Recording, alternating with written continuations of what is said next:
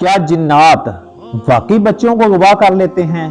आज का ये वाकया जो मैं बयान करने जा रहा हूँ, ये सुनकर और ये देखकर आपकी अक्ल दंग रह जाएगी। कुछ साल पहले कराची मीडिया पर एक खबर बहुत उछली कि एक औरत ने कहा कि मेरी बच्ची को जिन्नात उठा कर ले गए हैं। जब इस वाकये की हकीकत खुली तो पता चला कि जिन्नात वाला कोई चक्कर नहीं, उसने खुद अपनी बेटी को किसी और को दिया था।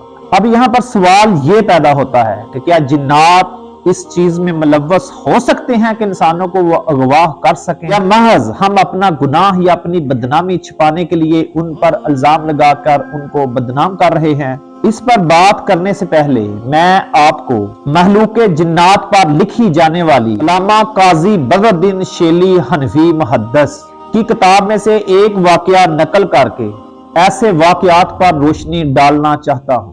हजरत काजी ने अपनी किताब में लिखा है कि हजरत अब्दुर्रहमान इब्ने अबी लैला फरमाते हैं कि हमारे कबीले का एक शख्स इशा की नमाज पढ़ने गया और वापस ना आया, गुम हो गया। उसकी बीवी हजरत उमर फारूक के पास आई और अपने शोहर के गुम होने की खबर दी। हजरत उमर फारूक रजी अल्लाह अन्हो ने इस वाकये की तस्दीक उसके खानदान वालों से की और उस औरत के खानदान वाले कहने लगे वाकयतन वो शख्स गुम हो गया है। आप रजी अल्लाह अन्हो ने उस औरत से कहा कि 4 साल तक इंतजार करो। जब 4 साल गुजर गए तो वो औरत हजरत उमर फारूक रजी अल्लाह अन्हो के पास आई और कहने लगी कि सरकार मेरा शोहर अभी तक वापस नहीं आया। आप रजी अल्लाह अन्हो ने उस औरत से कहा कि अब तुम दूसरा निकाह कर सकती हो।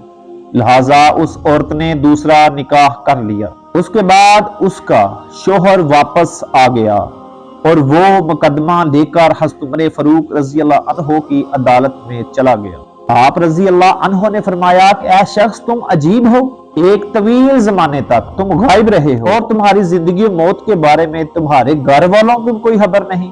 उस शख्स ने हज़रत उमर फारूक रजी अल्लाह अन्हो से कहा कि हुजूर मेरा गायब होना एक मजबूरी था। आप रजी अल्लाह अन्हो ने दरियाफ्त किया कि कौन सी मजबूरी, ऐसी क्या मजबूरी थी कि तुम्हें गायब रहना पड़ा? उस शख्स ने कहा कि मैं नमाज पढ़ने गया तो मुझे जिन्नात उठा कर ले गए और कुछ अरसा मैं उनके पास रहा। वो शख्स कहने लगा कि फिर उनमें और मोमन जिन्नों में जंग हुई और मोमन जंग जीत गए। जो मोमन जिन थे ना वो जंग जीत गए। जब मोमन जिन दूसरों पर गालिब आ गए तो उन्होंने दूसरों के कुछ जिन्नात को कैद में कर लिया। वो शख्स बोला कि कैद होने वालों में से मैं भी था। मोमन जिन मुझसे पूछने लगे कि तुम्हारा दीन क्या है? वो शख्स कहने लगा कि मैंने उनसे कहा कि मैं मुसलमान हूं। तो वो मोमन जिन मुझसे कहने लगे कि तुम्हारा कैद करना हम पर जायज नहीं, इसलिए हम तुम्हें आजाद करते हैं। और वो मुझसे कहने लगे कि अब तुम्हारी मर्जी है, तू जाना चाहता है तो जा सकता है, अगर हमारे पास रहना चाहता है तो इधर रह सकता है। वो शख्स कहने लगा कि मैंने उनसे कहा कि मैं तो जाना चाहता हूँ। इतने में वो जिन मुझको लेकर चल पड़े। वो शख्स कहने लगा कि रात को वो जिन मुझसे इंसानी शक्ल में बातें करते थे और मेरे साथ चलते थे और दिन में वो बगोला बन जाते और मैं उनके पीछे पीछे रहता था।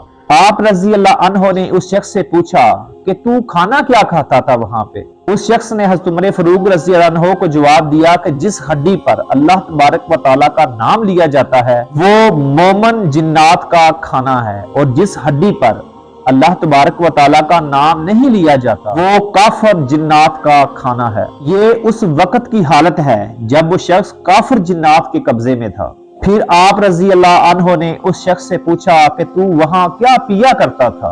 उस शख्स ने कहा कि गैर मुसक्कर शराब। हज़रत उमर रजी अल्लाह अन्हो ने उस शख्स को फरमाया कि अब तुम्हें इस बात पर अख्तियार हासिल है, चाहे तो इस औरत को ले ले, चाहे तो उसका महर रख ले।